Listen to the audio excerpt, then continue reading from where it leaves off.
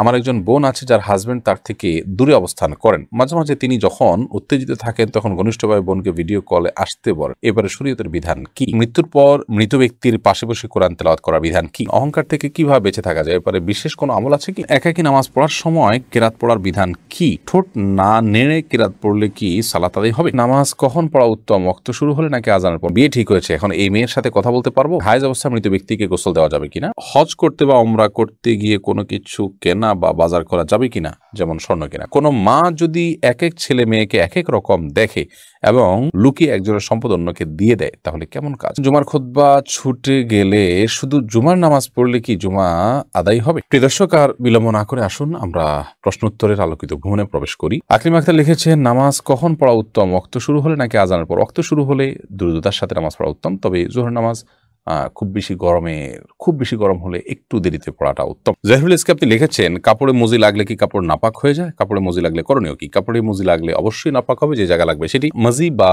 ওয়াদি এই দুটি পদার্থ মূলত বীর্যপাতের আগে যে আঠালো পানির মতো আপনার জিনিস বের হয় এটিকে মজি বলা হয়, আর পেশাবের সাথে কোত দিলে যে সাদা পদার্থ বের হয় সেটিকে ওয়াদি বলা হয়। এই অনেক সময় হচ্ছে প্রেশারের কারণে বের হয়, এটা চাপের কারণে কারো বের হয়, অসুস্থতার কারণে। তো মজি বা ওদি এগুলো নাপাক, এগুলো যদি লাগে তাহলে শরীর বা কাপড় যে জায়গা লাগবে ওই জায়গাটা ধুইতে হবে, পরিষ্কার করতে হবে। এমনি রফিকুল ইসলাম আপনি লিখেছেন, একাকী নামাজ পড়ার সময় কেরাত পড়ার বিধান কি? ঠোঁট না নেড়ে কেরাত পড়লে কি সালাত আদায় হবে? না, সালাত আদায় হবে না, আপনাকে ঠোঁট নাড়তে হবে। ঠোঁট যদি আপনি না নাড়েন তাহলে সেক্ষেত্রে সালাত আদায়ের জন্য যে কেরাত পাঠের আবশ্যকীয়তা সেটা আদায় হবে না। মনে মনে পড়লেন সেটাকে তেলাওয়াত বলা হবে না, কেরাত আপনাকে পড়তে হবে। নবী করিম সাল্লাল্লাহু আলাইহি ওয়াসাল্লাম বলেছেন, লা সালাতা লিমান লাম ইয়াকরা বিফাতিহাতিল কিতাব, যে ব্যক্তি সূরা ফাতিহা পাঠ করেনি তার সালাত হবে না।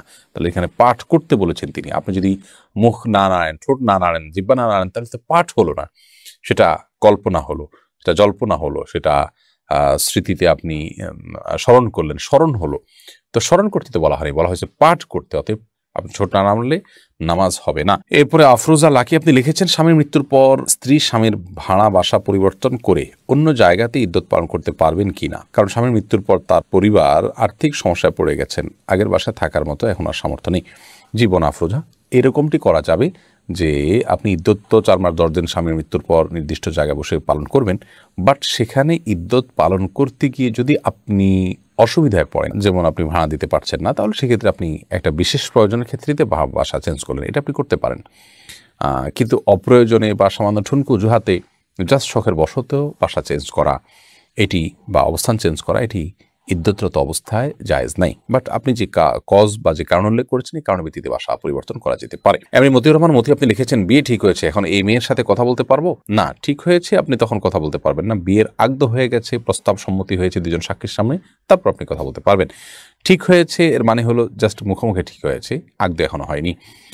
আর এরকম অবস্থাতে একান্ত প্রয়োজনে কোনো বিষয়ে একজন আরেকজনকে কোনো গুরুত্বপূর্ণ বিষয় জানতে চাইছেন, কিংবা হয়তো কারোর জন্য কেউ কিছু কেনাকাটা করবেন, মাপ জানতে চাচ্ছেন, এগুলো যদি হয় তাহলে টেক্সট মেসেজের মাধ্যমে ফেতনামুক্তভাবে করতে পারেন। কিন্তু এখনো যেহেতু আগদ হয়নি, অতএব আপনার স্বামী স্ত্রী নন, বিদায় স্বামী স্ত্রী সুলভ আলাপ সালাপ, খোশ গল্প, প্রয়োজন ছাড়া আলাপচারিতা, কথাবার্তা, সেগুলো কিন্তু বলা জায়েজ হবে না। এরপরে এমডি আলামিন লিখেছেন, জুমার খুতবা ছুটে গেলে শুধু জুমার নামাজ পড়লে কি জুমা আদায় হবে? জুমার খুতবা যদি ছুটে যায় তাহলে সেক্ষেত্রে শুধু জুমার নামাজ যদি পড়েন তাতেও আপনার জুমা আদায় হয়ে যাবে, অর্থাৎ ওয়াক্তের জুমা আদায় করেছেন এই সপ্তাহে, সেটি বলা যাবে। কিন্তু এমনটি নিয়মিত হওয়া সন্দেহভাবে গর্হিত কাজ, কারণ জুমার খুতবা শোনাটাও কিন্তু ওয়াজিব, বিদেশে ওয়াজিবটা ছুটে যাচ্ছে, আপনার ত্রুটিপূর্ণ হচ্ছে। রাবেয়া সুলতানা রাবেয়া জামান আপনি লিখেছেন, কোন মা যদি এক এক ছেলে মেয়েকে এক এক রকম দেখে এবং লুকিয়ে একজনের সম্পদ অন্যকে দিয়ে দেয়, তাহলে কেমন কাজ? কাজটা অবশ্যই গর্হিত কাজ।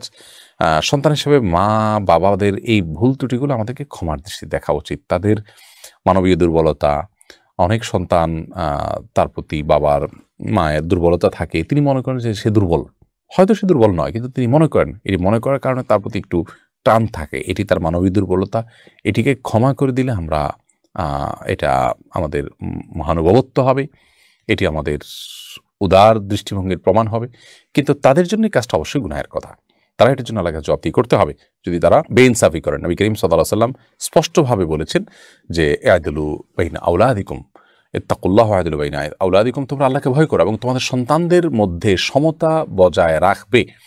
তাদের প্রতি জুলুম করবে না, অবিচার করবে না। বিদেশি বিষয় আমাদেরকে মাথায় রাখতে হবে। আরমান হোসেন আপনি লিখেছেন, হজ করতে বা উমরা করতে গিয়ে কোনো কিছু কেনা বা বাজার করা যাবে কিনা, যেমন স্বর্ণ কেনা করা যাবে, কোনো অসুবিধা নেই। হজের সফরে গিয়ে কেউ যদি কোনো বাণিজ্য করেন, শুধু ব্যক্তিগত ব্যবহারের জন্য স্বর্ণ কেনাই নয়, যদি কেউ বাণিজ্য করেন সেটাকেও আল্লাহ রাব্বুল আলামিন জায়েজ রেখেছেন। কোরআনে কারীমে সুস্পষ্টভাবে এই বিষয়ে আয়াত রয়েছে। বিধায় এটি মৌলিকভাবে কোনো নাজায়েজ কাজ নয়। আমরা অনেকেই এটাকে নাজায়েজ কাজ মনে করি, বা মনে করি যে সেখানে বোধহয় কোনো কিছু কেনাকাটা যায় না। এটি ভুল ধারণা। আপনি কেনাকাটা করতে পারেন, তবে হ্যাঁ, এটা ঠিক যে সেখানে গিয়ে অনেকে কেনাকাটাকে এমন গুরুত্ব দেয় যে তার মূল কাজকে কেনাকাটা না হজ বা উমরা, সেটা নিয়ে সন্দেহের মধ্যে পড়ে যেতে হয়। আল্লাহ মাফ করুক, সেরকমটি তো অবশ্যই আপনার এই পবিত্র সফরের সাথে যায় না, সেটি আমাদের মাথায় রাখতে হবে। এমনি জাহিদুল ইসলাম আপনি লিখেছেন, হায়েজ অবস্থায় মৃত ব্যক্তিকে গোসল দেওয়া যাবে কিনা? উত্তর হলো দেওয়া যাবে, দেওয়া যাবে না ব্যাপারটা এরকম নয়। তবে অন্য লোক থাকলে সন্দেহাতীতভাবে তারা দিবেন। আর মৃত ব্যক্তিকে যদি হায়েজ অবস্থা থেকে গোসল দেন, গোসল হয়ে যাবে। এমনি সিয়াম এখন আপনি লিখেছেন, অহংকার থেকে কিভাবে বেঁচে থাকা যায়, এরপরে বিশেষ কোনো আমল আছে কি? অহংকার থেকে বেঁচে থাকার জন্য টাকলো নিচে পোশাক পরবেন না, যথাসম্ভব বিনীতভাবে চলাফেরা করবেন, এবং কোনো সত্য কথা, সঠিক কথা কেউ বললে সেটি মেনে নিতে মোটেও দ্বিধা করবেন না, নির্দ্বিধায় মেনে নেবেন, স্বীকার করে নেবেন ভুল হলে সেটি। এগুলো হলো নিজের অহমিকাকে, দম্ভকে চূর্ণ করার জন্য অন্যতম একটি মাধ্যম। আর কাউকে তুচ্ছ জ্ঞান করবেন না, কাউকে তুচ্ছ তাচ্ছিল্য করবেন না, সবাইকে সম্মান দিবেন, শ্রদ্ধা করবেন, এবং মনে করবেন যে তিনি আমার চাইতে ভালো হতে পারেন একজন ইমানদার হিসাবে। সেই জায়গা থেকে তার প্রতি শ্রদ্ধা থাকবে। তার কোনো খারাপ গুণ দেখার পরও তার কিছু ভালো গুণ নিশ্চয়ই আছে, সেগুলোকে আবিষ্কারের চেষ্টা করুন। ইনশাআল্লাহ বিদিনিল্লাহ এর মাধ্যমে অহংকার থেকে মুক্তি পাওয়া যাবে। এর পাশাপাশি নবী আল্লাহর কাছে দোয়া করবেন, আল্লাহুম্মা জাআলনি ফি আইনি সগীরা ওয়া ফি আয়ুনিন নাসি কাবীরা। আল্লাহ আমাকে মানুষের চোখে আপনি বড় করে দিন, বাট আমার নিজের চোখে আমাকে নিজেকে আপনি ছোট, আমি সাধারণ, এই বিষয়টিকে আপনি আমার কাছে প্রতিভাত করে দিন, এরকম দোয়া করবেন। এরপর মেহেদি DIR দেখে আপনি লিখেছেন, মৃত্যুর পর মৃত ব্যক্তির পাশে বসে কোরআন তেলাওয়াত করার বিধান কি? মৃত ব্যক্তির পাশে কোরআন তেলাওয়াত করার বিশেষ কোনো প্রয়োজনীয়তা নেই। কোরআন তেলাওয়াত যিনি করবেন, জোরে জোরে যখন তেলাওয়াত করি তখন আমরা জীবিত মানুষকে শোনাবো, মৃত ব্যক্তিকে তার শোনাতে পারবো না। ওমা আনতা বিমুসমি'in মান ফিল কুবুর। যার কারণে মৃত ব্যক্তির পাশে বসে কোরআন তেলাওয়াত করতে হয় এরকম কোনো নির্দেশ কোরআন হাদিস আমাদেরকে দেয়নি। মৃত ব্যক্তিকে দ্রুততার সাথে গোসল দিয়ে জানাজা দাফনের মাধ্যমে তাকে বিদায় জানাতে হবে, সেটি হলো কোরআন হাদিস কর্তৃক নির্দেশনা। অতএব সেটি আমরা করব। আর এর বাইরে তার জন্য ভাড়াটিয়া লোক দিয়ে অনেকে কোরআন তেলাওয়াত করেন, অথবা ভাড়াটিয়া ছাড়াও আপনার চারপাশে ঘিরে তেলাওয়াত করা, এরকম কোনো নির্দেশনা কোরআন হাদিস থেকে দেওয়া হয়নি। আদিবা আমিন দিবা আপনি লিখেছেন, আমার একজন বোন আছে যার হাজবেন্ড তার থেকে দূরে অবস্থান করেন। মাঝে মাঝে তিনি যখন উত্তেজিত থাকেন তখন ঘনিষ্ঠভাবে বোনকে ভিডিও কলে আসতে বলেন, এবারে শরীয়তের বিধান কি? আল্লাহ মাফ করুন, এই বিষয়গুলো মৌলিকভাবে জায়েজ যদি সেফটিটা নিশ্চিত থাকে, অর্থাৎ ভিডিও বেহাত হবে, অন্য থার্ড পার্টির কাছে যেতে পারে, এরকম আশঙ্কা থাকলে সেক্ষেত্রে এটা জায়েজ নয়। কারণ সতর ঢাকা এবং নিজের প্রাইভেসিকে রক্ষা করাটা অবশ্য কর্তব্য।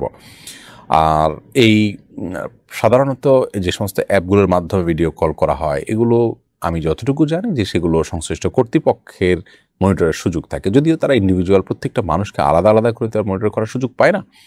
যদি বেহাত হওয়ার বা অন্যের দৃষ্টিগোচর হওয়ার বা অন্যের কাছে যাওয়ার মতো সেরকম আশঙ্কা না থাকে, তাহলে এটা বেসিক্যালি জায়েজ আছে। স্বামী স্ত্রী একে অন্যকে তার শরীরে যে কোনো অংশ দেখাতে পারেন, তবে এগুলোর ফলশ্রুতিতে তাদের উত্তেজনা আরও বেশি বৃদ্ধি হবে। এর ফলশ্রুতিতে তারা হারামে লিপ্ত হতে পারেন, জড়াতে পারেন। আর এই কারণে প্রবাসে খুব দীর্ঘ সময় স্ত্রী ছাড়া একজন স্বামীর বসবাস করা জায়েজ নয়, বা স্বামী ছাড়া স্ত্রীর বসবাস করা জায়েজ নয়। এই জন্যই তো প্রবাসে যথাসম্ভব এইভাবে দীর্ঘকাল অবস্থান করার যে একটা ট্রেন্ড